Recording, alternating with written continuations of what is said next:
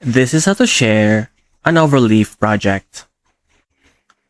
Go to Overleaf and from your project dashboard, select a project you want to share, or you can create a new project.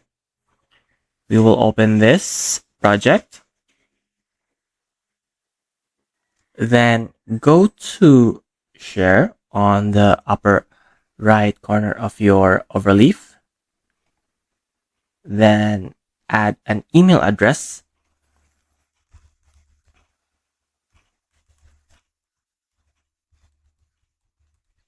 Then select a role. You can set editor, reviewer, or viewer. Then just click invite. Then you can turn on your link sharing by clicking this link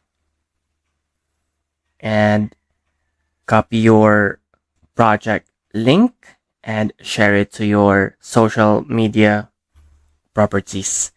You can also submit to the community by going to Word and click submit.